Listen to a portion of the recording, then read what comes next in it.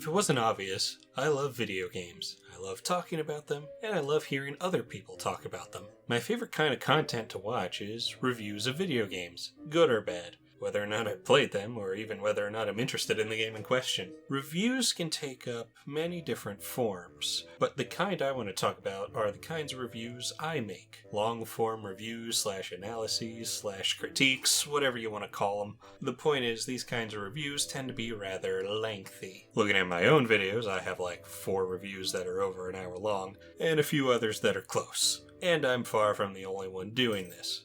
I'm not even the most extreme example. In the past few years, huge multi-hour long reviews that pick apart all the details and really dive deep into it have been picking up in popularity. 1 hour long reviews, 2 hour long reviews, 3 hours, hell even up to 7 hours. And because of this, there's been quite a lot of discussion, to put it lightly, about the length of these kinds of reviews. The question is, when is a review too long? There wasn't a specific event that prompted me to make this, it's just something that's been on my mind for a while now. Since I enjoy in-depth reviews, including those that go on for multiple hours, I tend to find some people with rather strong feelings on the subject. There are a lot of people who complain when a review is long. That's the gist of it, really. This hasn't really happened to me. I'm still too small and don't go quite as far as some others do for anyone like that to really notice. But I've seen it quite a few times regarding other reviewers, and it really bothers me every time I see it. It's really quite a restrictive mindset to consider it to be a bad thing when a review goes on for so long.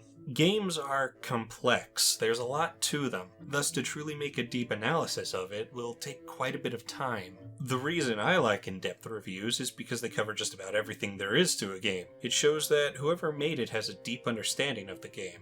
Well, assuming the information is accurate, of course. But it goes a step farther than just saying something is good or bad. It explains why it's good or bad.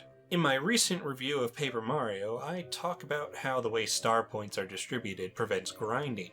Instead of just leaving it at that, I say that the more you level up, the less star points you'll get out of enemies until you'll eventually won't get any. That's how it prevents grinding. I go into more detail in that review if you want the full context, so watch that. But the point is, there's a lot more value in discussing why it prevents grinding and its effects on the game, rather than just stating it as so and moving on. It informs the viewers and gives them a deeper understanding of the game. And when you do this for every aspect of a game, it tends to build up, which results in a review that's over an hour long, or even multiple hours. Why is it good to go into detail like this? Well, as I said, it gives people a deeper understanding of the game, of the mechanics, which can lead to people growing more of an appreciation for it. Using my own Paper Mario review as an example again, this comment here. Retro Rad thought that compared to Thousand Year Door, the original felt a tad generic. But after my review, he grew to appreciate the game much more. It used to be in his top 50 favorite games, but then it went all the way up to his top 30. I'd say that's a good thing, wouldn't you? Not only did he grow more of an appreciation for Paper Mario, but so did I. See, before I reviewed it, I merely thought the game was okay. But when I sat down to play it again, really dug deep into it, thought about all the mechanics, the stuff that worked and the stuff that didn't, my respect for it grew immensely. I think much more highly of the game than before. Yes, even the people who make these videos can gain more appreciation for the games they cover. You know, before making this video, I really wasn't fond of the original Mario Party. I thought that losing coins in minigames was just too harsh. I also thought that the boards weren't all that interesting. But after dissecting the game down to its core, I have a little more respect for it.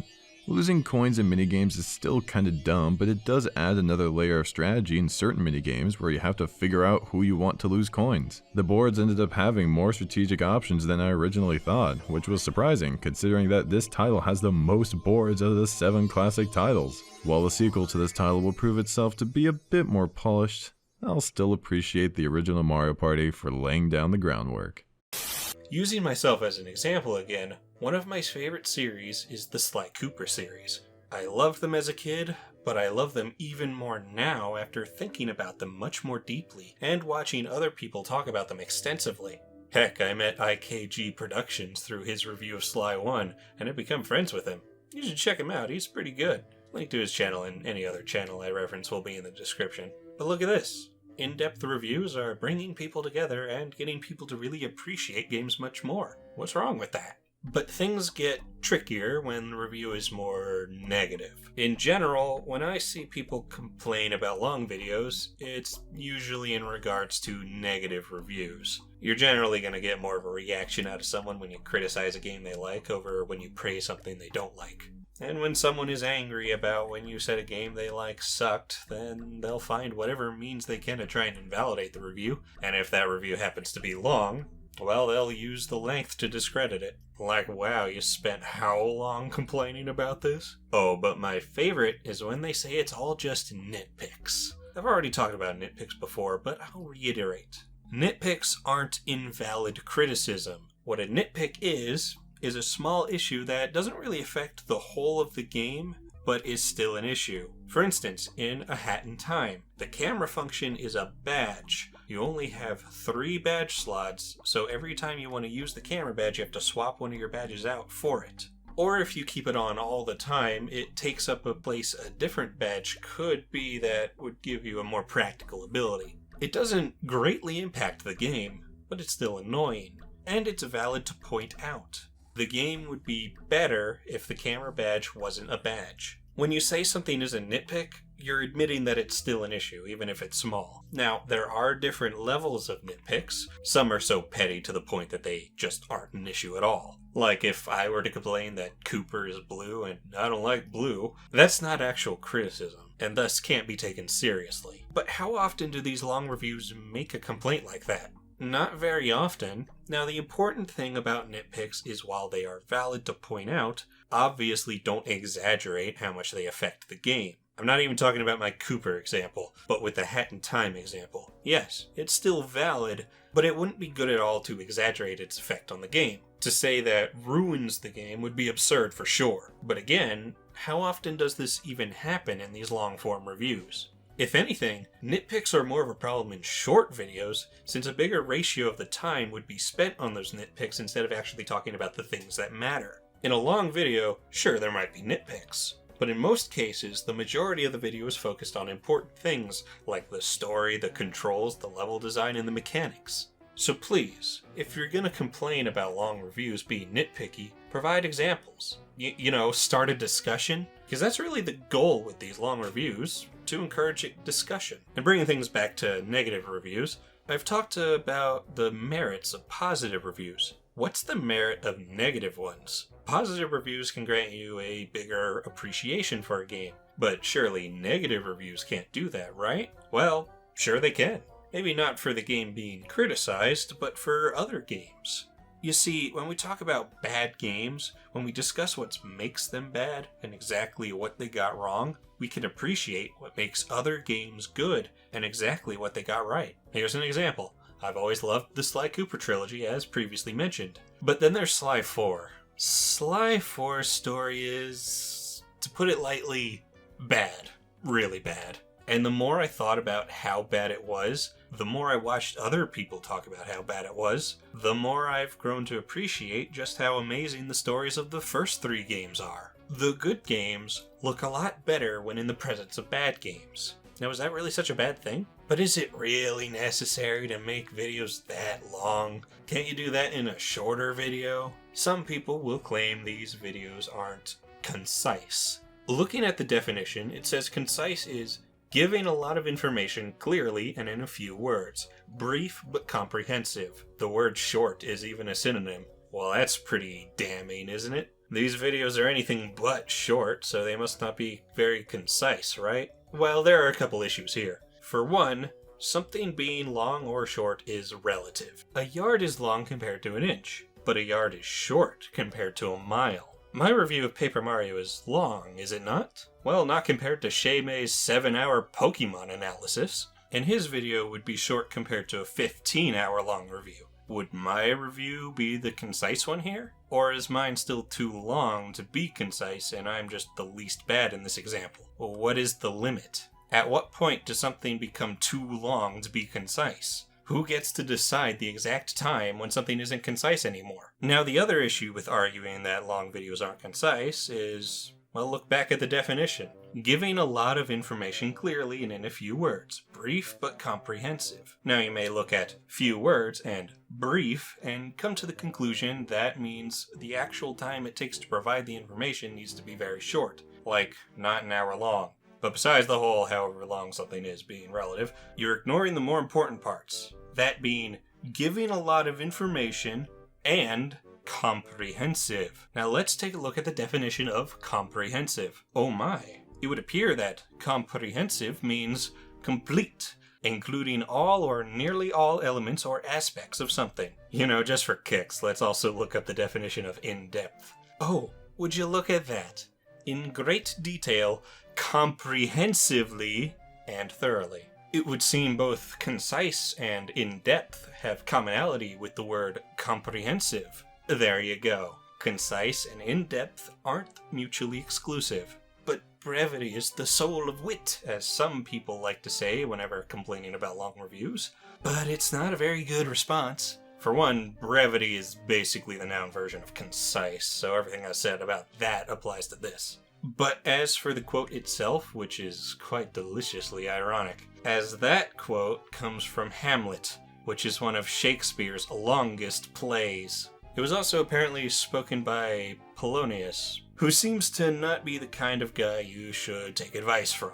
And that quote in particular could possibly be ironic since he lacks brevity. Now, I'm avoiding being definitive here because I don't know much of anything about Hamlet, so if I'm wrong here, be sure to correct me. But the point is, when using quotes over actual arguments, it tends to help knowing the context. Just because you quoted Shakespeare doesn't mean you're smart. So taking everything we found out here, a concise review would be one that talks about every element of the game in great detail. But you still might be hung up on few words and brief. But it goes back to long being relative.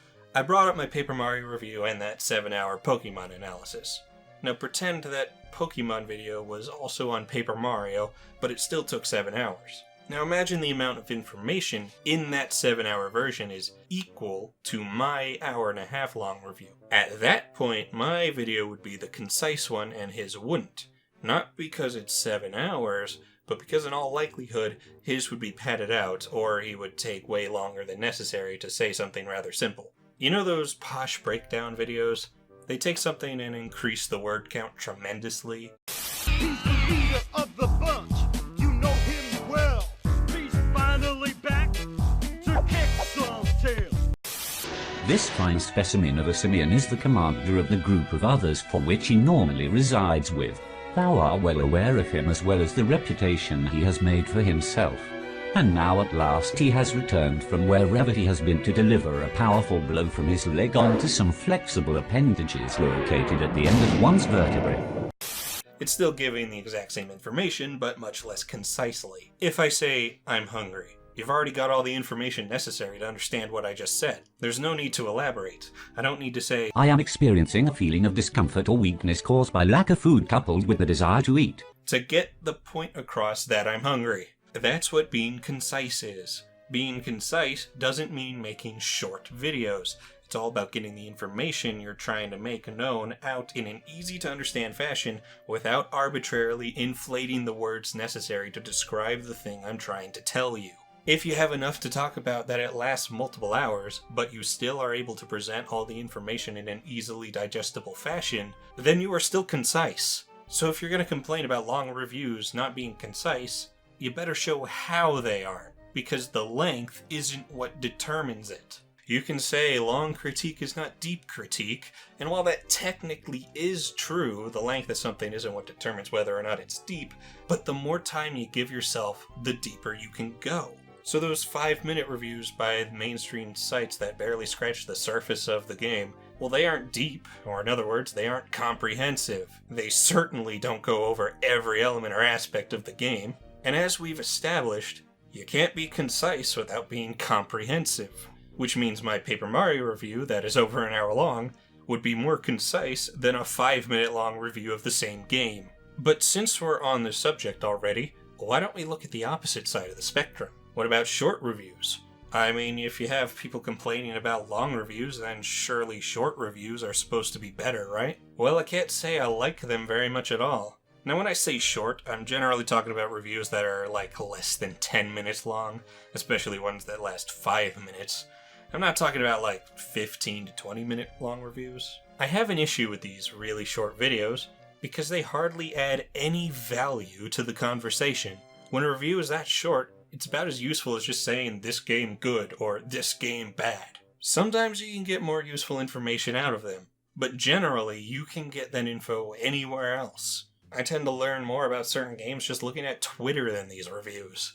I do understand the purpose of them for people who just want to know if a game is worth picking up and nothing else. I mean, if you're excited about an upcoming game, you're gonna want to not have anything spoiled. And I understand if all you want is for someone to tell you if it's good. And that's why they have review scores, a simple number put up as a quick way to see if something's good.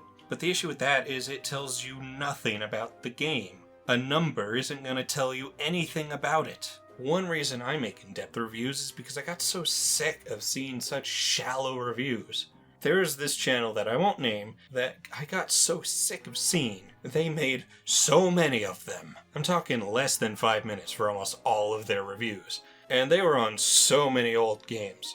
Oftentimes they were the only one who reviewed the game I was looking for, especially if it was a more obscure game. And I would begrudgingly watch them just to get some info on the game to see if I could get anything out of it. But they disappointed every time.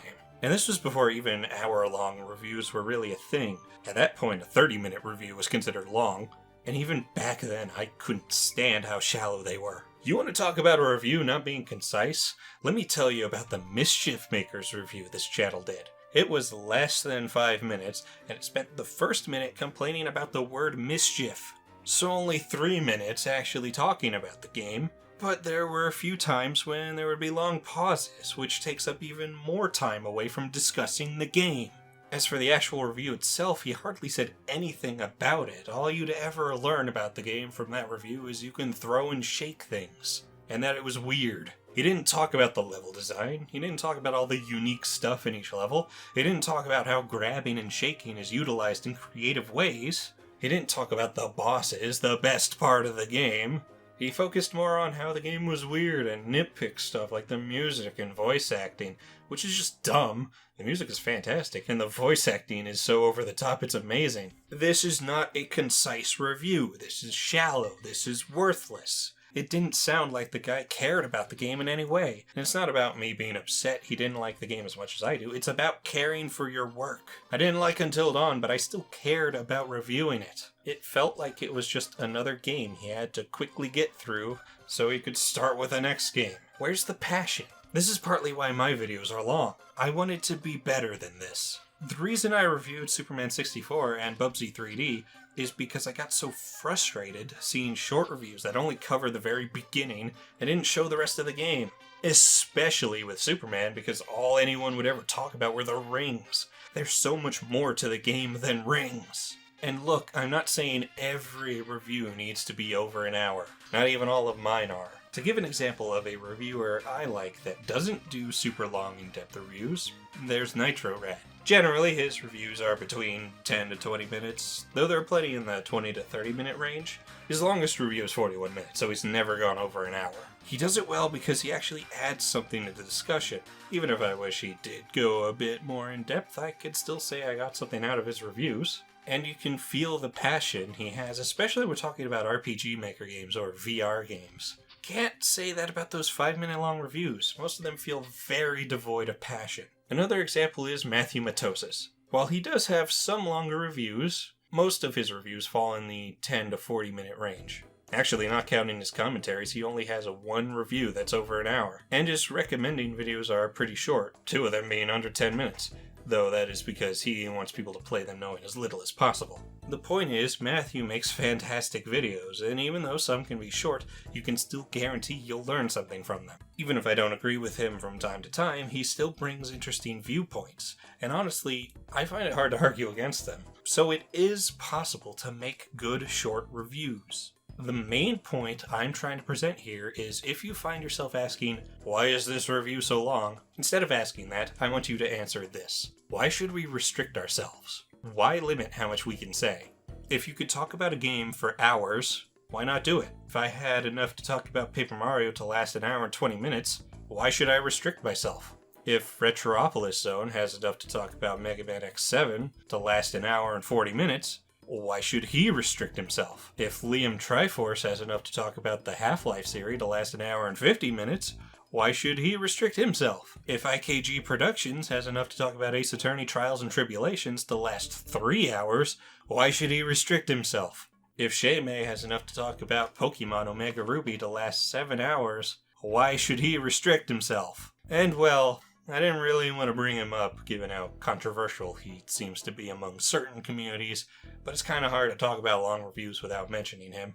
If MauLer has enough to talk about all this stuff he talks about to last as long as they do, why should he restrict himself? Restriction. That's what I really hate when it comes to discussion. And no one should be restricted in what they say. There's no time limit, nor should there be. If you can't handle the amount of information someone puts out, well, that's your problem now, isn't it? You don't have to watch it all in one go. And YouTube has this handy feature where it saves your progress on videos so you can pick up right where you left off. I know it's not always reliable, but it's still there.